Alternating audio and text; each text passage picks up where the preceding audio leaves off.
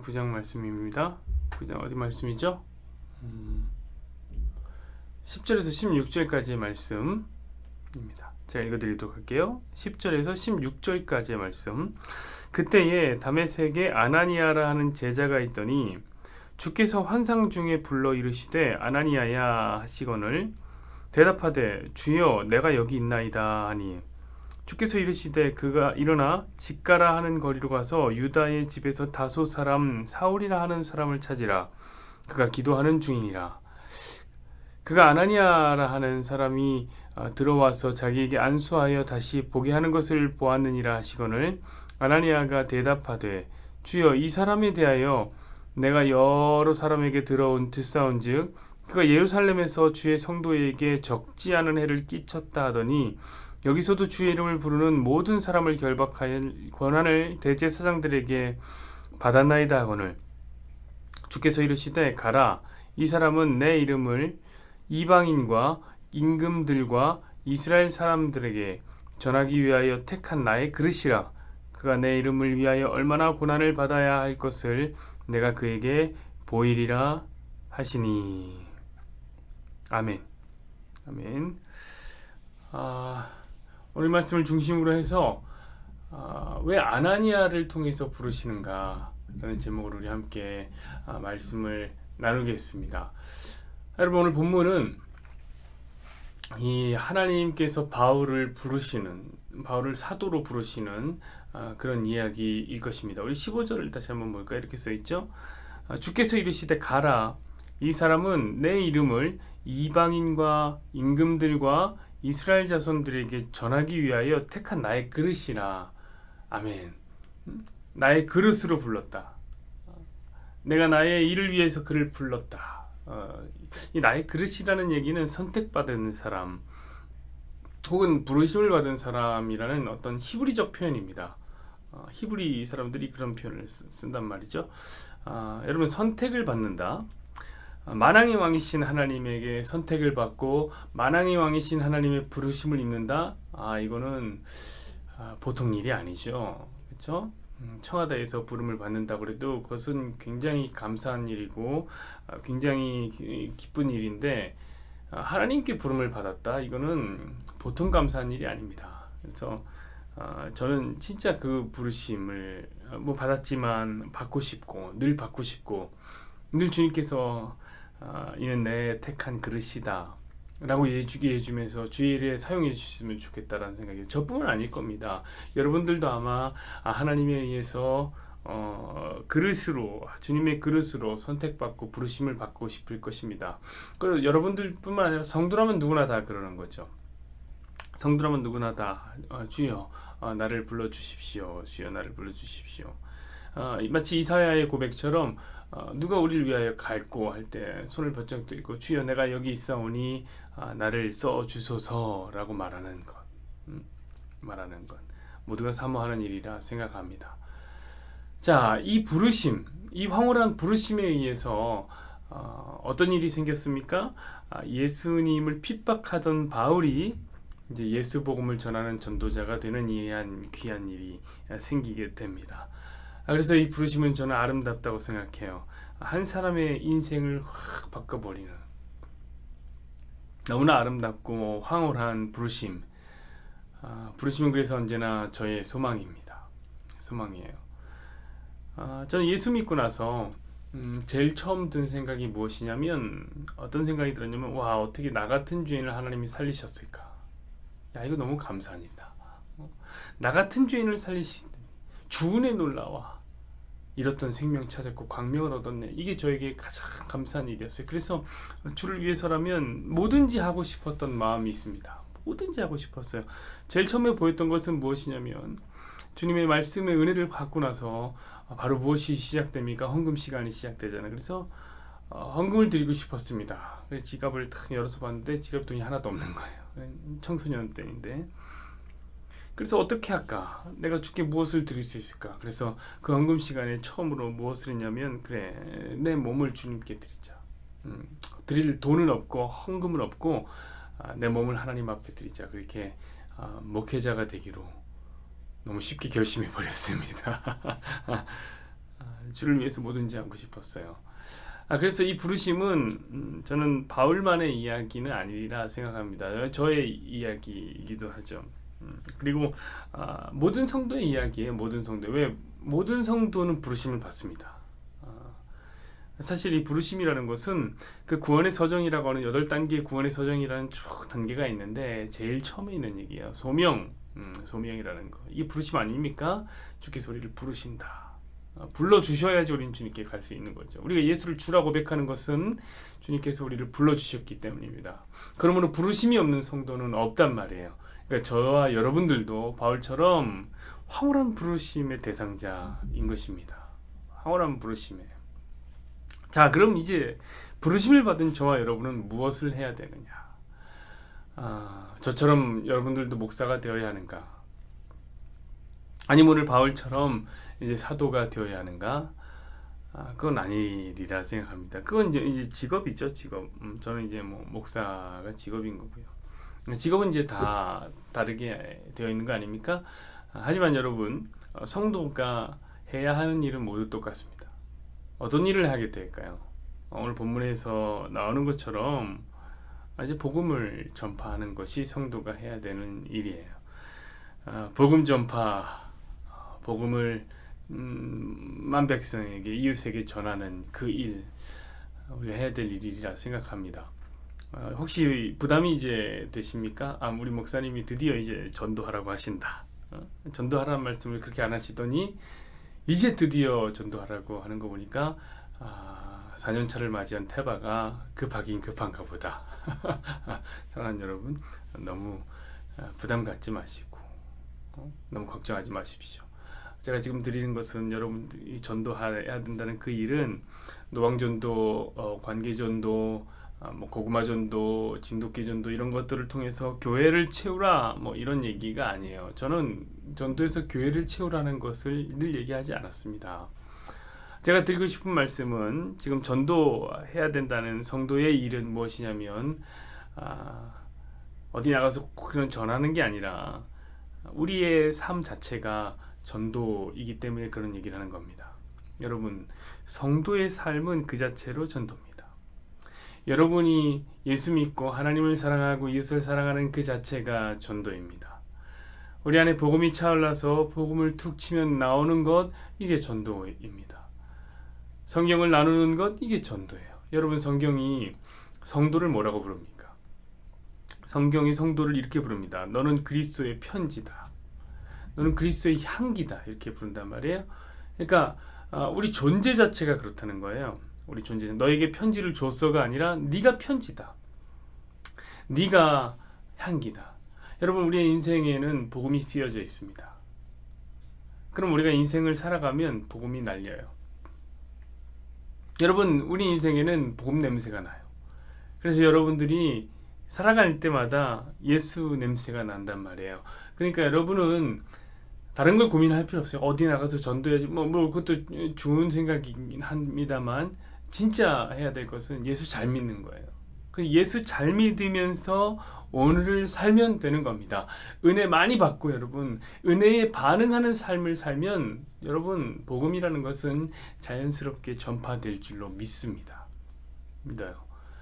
이것이 바로 하나님의 부르심인 것이고 부르심의 목적답게 전도하며 살아가는 것입니다. 상상만 해도 좋은 거 아니에요? 저는 좋아요. 전도될 거를 생각하니까 전도가 된다고 생각하니까 이 참 좋네요. 여러분 그러나 마냥 좋을 수만은 없는 게 있어요. 우리가 성경을 항상 읽을 때는 끝까지 읽어야 되는 거예요. 끝까지. 자, 하나님의 부르심 그리고 부르심의 목적만 보지 말고 뭘 봐야 되느냐? 그 부르심이 바울의 삶을 어떻게 인도하는가, 어떻게 만드는지 이것까지 보셔야 될 줄로 믿습니다. 우리 16절을 한번 볼까요? 그가 내 이름을 위하여 얼마나 고난을 받아야 할 것을 내가 그에게 보이리라 하시니. 아멘. 내 이름을 위하여 고난을 받게 될 것이다. 얼마나 고난, 이거는 이제 강조하는 것이죠. 얼마나 고난을 받게 될 것인지 내가 그에게 얘기할 것이다. 여러분 여기서 이 고난이라는 단어는 그냥 뭐 아프다 뭐 요 정도가 아니에요. 개역 한글에는 해라고 나왔는데 이 고난은 원어상으로 보면 죽음에 이르는 고난입니다. 죽음까지 나아가는 고난, 우리를 죽게 하는 고난, 이것입니다. 그러니까 하나님의 부르심의 결과가 바울의 삶을 어떻게 만들어가는 거예요? 고난스럽게 죽음에 이르도록 이렇게 만들어간다는 거예요. 여러분 이 고난, 이 죽음, 이것이 무엇일까요? 이게 바로 제가 늘 이야기하는 예수 믿는 사람들에게 펼쳐질 자기 부인이라는 삶입니다. 자기 부인. 바울에게 이 일이 이제 시작된 것입니다. 부르심과 함께 시작됩니다. 여러분, 바울 얼마나 잘난 사람입니까? 바울이 예수 믿기 전에는 정말 잘 나가는 사람이었습니다. 그는 바리새인이었고, 바리새인은 함부로 되는 거 아니에요, 여러분. 많은 사람이 존경받았어요. 가말리엘 스쿨에서 공부하던 석학 중에 석학이었고, 베냐민 지파 사람이었고, 로마인이었고, 율법의 의로는 흠이 없는 매우 잘 나가는 젊은 이 시대의 인플루언서였단 말이에요. 사람들이 그를 따라다녔단 말이에요. 그래서 그가 가는 곳마다 사람들이 무엇을 하면 옷을 벗어서 옷을 탁 벗어서 던진단 말이에요. 여러분, 옷이라는 것은 무엇을 의미하냐면 존재. 여기 존재가 담겨 있어요. 옷이라고 하는 것은 여기에 권위가 담겨 있어요. 권위. 여러분, 스데반 사건을 한번 생각해 보십시오. 스데반이 이스라엘 사람들에 의해서 돌에 맞아 죽고 난 다음에 사람들이 어떻게 하냐면 자신의 옷을 벗어서 바울에게 던집니다. 바울에게 던져. 그 말은 뭐냐면, 바울, 당신이 이 일의 주동자예요. 당신이 책임자예요. 당신이 권력자예요. 우리를 책임져 주십시오. 이 일을 책임져 주십시오. 이렇게 말할 정도로 바울은 매우 잘 나가는 사람입니다. 그런데 그 바울이 이제 복음을 만나고 난 다음에 그가 겪어야 되는 일은 얼마나 고난을 받아야 되는가, 이 일이에요. 자, 그 바울이 복음을 만난 뒤에 그의 고백이 얼마나 재밌는지 아세요? 로마서에서는 그는 자신을 이렇게 고백합니다. 누가 이 사망의 몸에서 나를 좀 꺼내다오. 이거. 디모데전서에서는 이렇게 얘기합니다. 내가 죄인 중에 괴순이라. 고린도전서에서는 이렇게 이야기합니다. 우리는 만물의 찢기다. 여러분, 찢기라는 것은 찌꺼기를 얘기하는 거죠. 잘 나가던 인플루언서인 이 바울이 하나님의 부르심을 받고 난 다음에 바로 자기 부인의 자리로 들어섰다. 이것이 바로 바울의 삶을 점령한 자기 부인의 이야기입니다. 여러분, 그뿐만 아니죠. 하나님의 부르심이 가져오는 성도의 삶이라는 것은 바울에게만 있는 게 아닙니다. 저와 여러분에게도 생기는 일입니다. 여러분, 제가 주일에도 이번 주일에도 말씀드리지 않았습니까? 하나님의 뜻이라는 것은 무엇인가? 한결같은 하나님의 뜻은 성도의 자기 부인이다. 이렇게 말씀드렸습니다. 복음과 함께 고난을 받으라. 복음은 함께 고난이 찾아오는 거예요. 여러분, 그러므로 우리가 성도됨의 표지가 뭐예요? 우리가 성도다, 우리가 예수를 믿는 사람들이다라는 그 표지는 고난이에요. 고난이 있어야지 우리는 성도구나, 이런 표지가 되는 것입니다. 그래서 여러분, 제가 오늘 드리고 싶은 말씀은, 그래서 아나니아가 나와서 바울에게 복음을 전한다는 거예요. 여러분, 오늘 제목을 읽지 않으셨죠? 왜 아나니아가 복음을 전할까? 왜 아나니아가 부르실까? 아나니아를 통해서 부르실까? 여러분, 생각해 보세요. 저는 어렸을 때 성경을 보면서 의문이 많았어요. 오늘 본문을 보면서, 왜 도대체 하나님께서는 직접 바울에게 이야기하시면 되는데 아나니아를 통해서 말씀하실까? 그렇죠. 조금만 전에 보면은 이 다메섹 도상에서 만날 때 하나님은 이 바울에게 직접 말씀하셨습니다. 바울아 바울아, 사울아 사울아, 나는 네가 핍박하는 예수라. 그러면 부르실 때도 내가 너에게 이런 고난을 줄 것이다 라고 이야기하면 되는데, 굳이 이 다메섹에 살고 있는 아나니아를 통해서 왜 바울을 부르실까? 고민이 좀 많았고 궁금했습니다. 궁금한 건 잘 못 참으니까 그거에 대해서 책도 보고요. 설교도 많이 들었습니다. 도대체 왜 아나니아일까? 그때마다 이제 대개 두 가지 해석이 갈립니다. 여러분도 저와 같이 이제 그게 궁금하다고 이제 전제로 깔고 이야기해 드립니다. 대체 두 가지 해석이 있어요. 뭐 첫 번째 해석은 무엇이냐면 그게 교회의 질서라는 거예요. 자, 하나님은 질서의 하나님이라는 거고, 이 질서의 하나님께서는 교회라는 질서를 통해서 안수하시고 사람을 부르시고 세워나가신다. 그냥 아무렇게나 부르는 게 아니라 아무나 내가 뭐 어떤 사람은 자기가 이제 비행기 타고 가다가 스스로 머리 안수하고 이제 목사가 된 사람도 있다고 하던데 그런 거 아니라 교회의 안수를 받게 했다. 그런 첫 번째 주장입니다. 두 번째 해석은 뭐냐면 바울 한 사람을 부르기 위해서 정말 많은 사람들이 동원되고 있다는 것을 보여주기 위함이라는 거죠. 바울이 왜 그렇게 많은 사람을 동원하게 합니까? 바울은 중요한 사람이니까. 기독교에서 그만큼 바울은 중요한 자리를 차지하고 있으니까. 그 비중이 크니까 그렇게 하는 것이다. 이렇게 해석하더라고요. 그러나 저는 이제 제가 성경을 읽으면서 그 두 가지 사실이 전부 아니라는 것을 알게 되었습니다.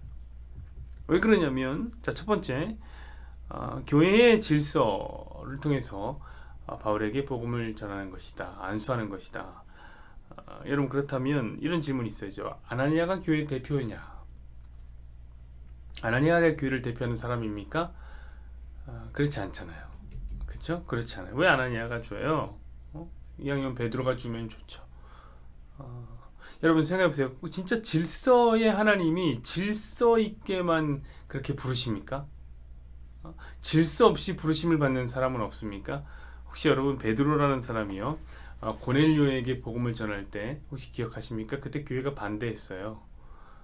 이방인에게 복음 전하면 안 된다라고 했는데 베드로가 나서서 그냥 혼자 가서 말씀 듣고 전도한단 말이에요.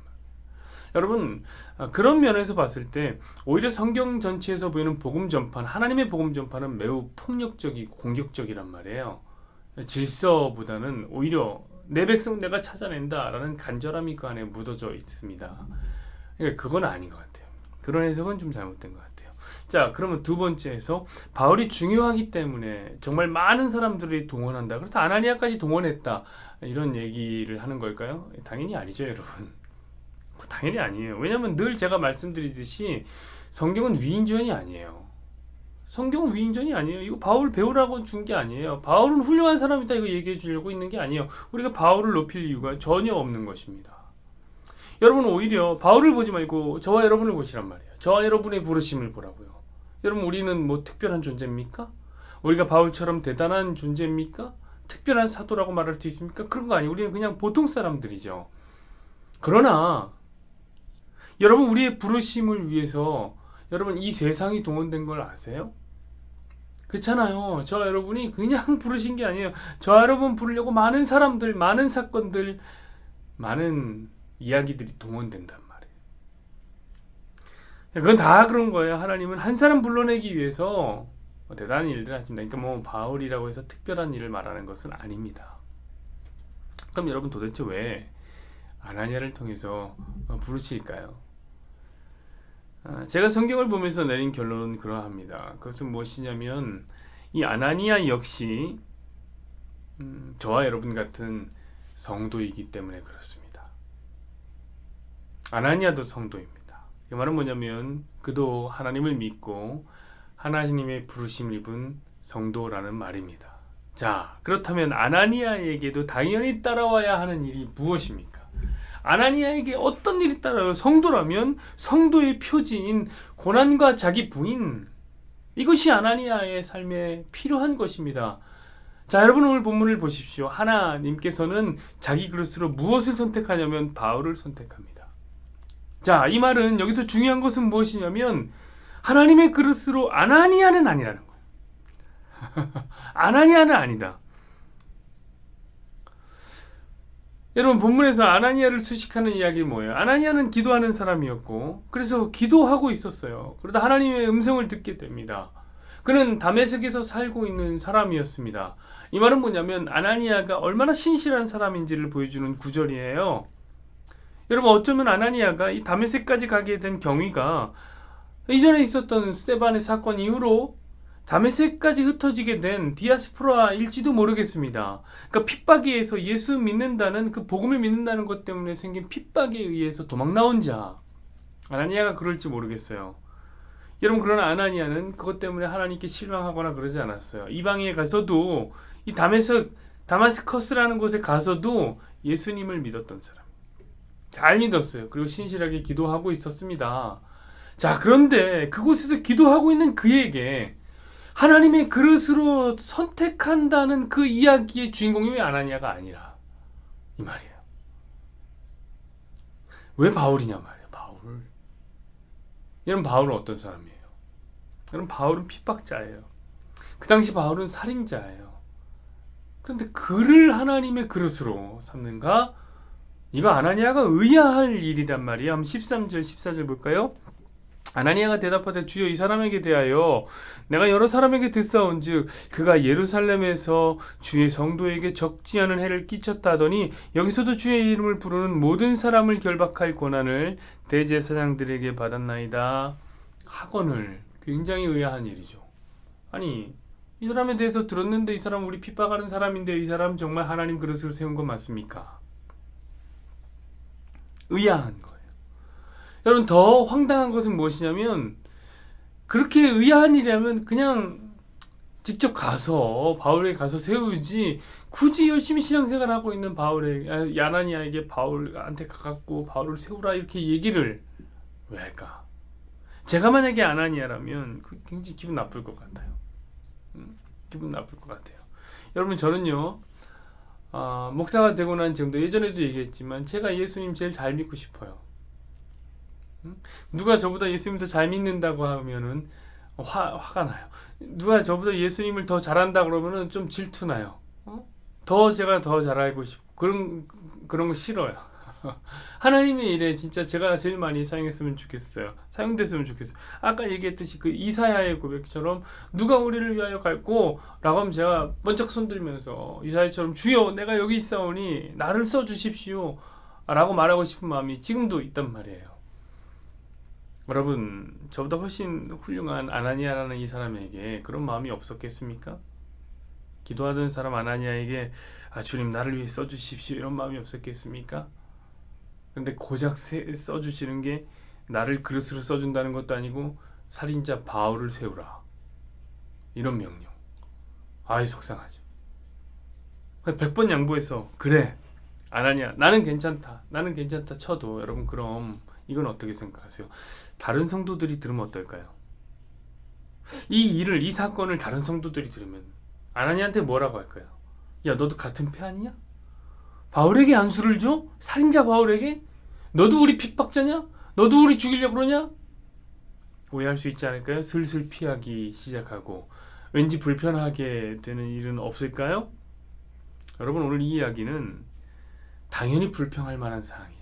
요나 같은 사람이었으면은 이렇게 얘기했어요. 심히 싫어하고 분이 나서 이렇게 얘기할 수 있는 너무나 불편한 상황이라고. 그런데 여러분 보십시오. 아나니아는 하나님의 말씀을 따라서 가는 거예요.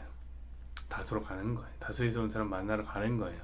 그리고 말씀대로, 하나님의 말씀대로 그에게 말해주고 그에게 안수를 해준단 말이에요. 이 말은 무엇이냐면 그는 성령보다 앞서지 않는 사람이었다는 거죠.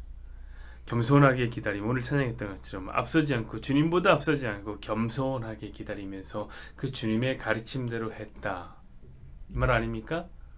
여러분, 이것이 바로 아나니아에게 찾아온 자기 부인입니다. 여러분, 우리는 뭐든지 그렇게 쉽게 읽지만, 그렇죠? 오늘 본문도 그런 걸 거야 하고 쉽게 읽지만, 여러분, 아나니아의 속에선 정말 큰 싸움이 일어난 거예요. 여러분, 이 싸움이 없이는, 자기 부인이 없이는, 자기를 내려놓지 않고서는 바울의 부르심이라는 것은, 아나니아를 통해서 바울을 부르신다는 것은 받아들이기 어려운 결정이었습니다. 여러분, 나중에 한번 보십시오. 나중에 한번 보세요. 여러분의 마음을 한번 지켜보세요.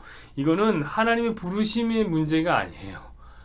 그렇게 고차원적인 것도 필요 없어요. 나중에 보면 그냥 다른 성도가 나 아닌 다른 성도가 잘 나가기만 해도 배 아프다니까요. 다른 성도가 돈 잘 벌고 자식 잘 되고 좋은 차 끌고 교회 오고 좋은 집에 살고 가정이 화목하더라. 그거요? 그것도 받아들이기가 어려워요. 앞에 나와서 간증하면 그냥 그게 그렇게 꼴불견이야. 여러분, 그런 일조차도 자기 부인이 있어야지 받아들이는 거예요. 여러분, 저는 오늘 아나니아가 보다 고차원의 자기 부인을 이루었다고 생각합니다. 여러분, 그러므로 하나님은 지금 아나니아를 통해 바울을 부르시면서 아나니아의 삶에도 부르심대로 자기 부인의 삶으로 만들었다. 자기 부인이 점령하게 만들었다. 그것입니다. 그러니까 바울뿐만이 아니라 아나니아도, 바울만 자기 부인의 자리를 넘는 게 아니라 아나니아 너도 필요한 일이다. 당연히 저와 여러분에게도 그런 자기 부인의 삶이 필요할 것입니다. 그래서 여러분, 제가 아까 말씀드렸듯이 자기 부인은 고난은 성도의 표지라고 말씀드린 겁니다. 지난주 설교가 자기 부인에 대한 설교였죠. 우리는 자기 부인을 해야 된다 얘기했습니다. 그랬더니 구집사님이 질문을 하시더라고요. 자기 부인은 어떻게 하는 겁니까, 목사님? 나 진짜 그거 하고 싶은데 어떻게 하는 겁니까? 지금 말씀드립니다. 들으십시오. 여러분, 집사님, 그냥 여러분의 삶에 하나님이 허락하신 것을 살아내면 돼요. 뭐 특별한 게 없어요. 여러분 보십시오. 본문을 보시니까 하나님은 성도들마다 다른 자기 부인의 자리를 만들어 가십니다. 하나님 계획이 다 있으세요. 바울이라고 하는 사람은 복음 전하면서 고난을 당하는 계획이 있으세요. 아나니아라는 사람은 하나님의 이해할 수 없는 결정 속에, 이해할 수 없는 말씀 속에 의심하고 불평할 만한 상황에서 자기 부인을 이루어 가신단 말이에요. 우리가 오늘 몇 번 얘기했던 자기를 보내달라고 했던 이사야는 그럼 자기 부인이 없었을까요? 주여, 내가 여기 있습니다. 나를 써주십시오라고 말했던 이사야에겐 자기 부인이 없을까요? 그렇게 말하자마자 어떤 일이 있냐면 숯불로 자기 입술을 지지는 회개에 자기 부인이 있었습니다. 여러분, 숯불로 자기 입술을 지지는 거는 나는 안 됐다는 거예요. 나는 망하게 됐다는 거예요. 회개 없으면 나는 말도 하면 안 된다는 거예요. 그게 자기 부인이라는 거예요. 사랑하는 여러분, 기대하십시오. 하나님은요, 여러분에게도 계획이 있어요. 엄청난 자기 부인의 계획이 있습니다. 그러니까 그때마다 여러분 성령보다 앞서 나가지 마시고 겸손하기, 그때마다 자기를 부인하기, 자기 잘 내려놓기. 우리 태바는 그거 하면서 사십시다. 아시겠죠, 여러분? 여호와는 내게 복을 주시고 너를 지키시기를 원하며 여호와는 그의 얼굴을 내게 비추사 은혜 베푸시기를 원하며 여호와는 그 얼굴을 내게로 향하여 드사 평강 주시기를 원하노라. 아멘.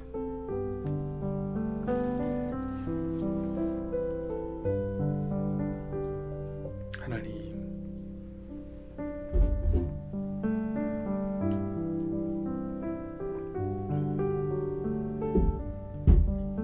우리 성도들과 함께 자기 부인에 대한 이야기를 했습니다. 하나님, 최종은 어렸을 때 왜 도대체 하나님께서 바울을 부르실 때 아나니아를 통해서 부르실까 고민이 많았습니다. 이왕에 부르신 김에 하나님께서 바울을 직접 부르셨으면 그것이 훨씬 더 강력한 메시지가 되었을 텐데 왜 아나니아를 통해서 불렀을까? 물론 이유가 많이 있겠죠. 하나님, 종이 보는 이유는 아나니아의 삶에도 자기 부인이 필요했기 때문입니다. 아나니아라는 사람 역시 바울을 부르기 위해, 살인자 바울을 부르기 위해 부도니도 노력했어야 되고 감당이 안 되는 일을 감당했어야 되는 상황 속에 놓였습니다. 하나님, 우리는 그냥 쉽게 문자로 그냥 그 일을 보지만 아나니아의 삶에는 엄청난 자기 부인의 사건이 충격처럼 다가왔습니다. 어떻게 바울을 부를 수 있는가? 어떻게 바울에게 이야기해야 되는가? 고민이 많았을 것이죠. 그건 역시 자기 부인이 없으면 안 되는 일입니다. 왜 내가 아니가 바울인가? 왜 나도 있는데 바울이라는 굳이 저런 놈을 쓰시는가? 하나님, 성도들의 삶도 마찬가지인 것 같습니다. 주의 종이 교회를 섬기다 보니 성도들끼리도 그런 어떤 질투와 갈등 저런 놈을 왜 부르셨습니까? 저런 친구를 왜 부르셨습니까? 심지어 어떤 성도는 저한테 그런 얘기도 했습니다. 하나님, 저런 사람이 예수 믿는 걸 보니까 예수님 살아계시지 않는 것 같습니다. 받아들이기 힘든 일들이 정말 많이 있는 것 같습니다. 그러나 그 상황 속에서도 하나님의 하시는 일을 받아들이고 이해하고 인정하는 것, 성령보다 앞서 나가지 않고 성령께서 부르신 대로 그 일을 행하는 것, 그리고 자기 부인이 없으면 안 되는 것. 하나님, 우리 성도들에게도 그런 자기 부인이 있게 해주십시오. 때로는 바울처럼 복음을 전하며 고난을 받는 자기 부인도 있어야 되고, 때로는 아나니아처럼 이해할 수 없는 상황, 이해할 수 없는, 사랑할 수 없고 받아들일 수 없는 상황 속에서 성령 하나님의 인도하심을 따라 그냥 수긍하는 그런 자기 부인의 삶, 하나님 우리에게도 있습니까? 돌아보아야 할 대목입니다. 성령 하나님, 우리의 삶에 계속해서 이런 자기 부인의 자리는 존재하리라 생각합니다. 이사야에게 찾아오셔서 숯불을 입에 대시면서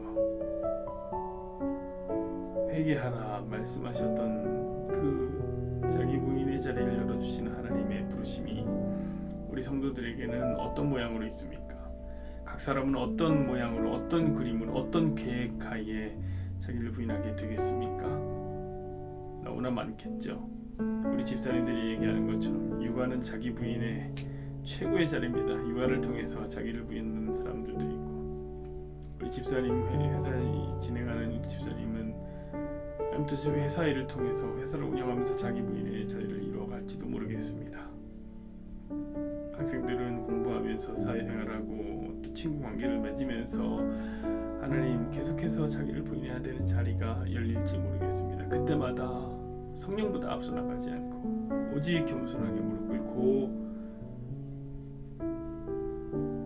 하나님 앞에 납작 엎드릴 줄 아는 아나니아처럼, 예 하나님, 제가 주의 말씀대로 그리하겠습니다 라고 말씀 드릴 줄 아는, 기도할 줄 아는 그런 성도들이 많아지게 하옵소서. 많아지게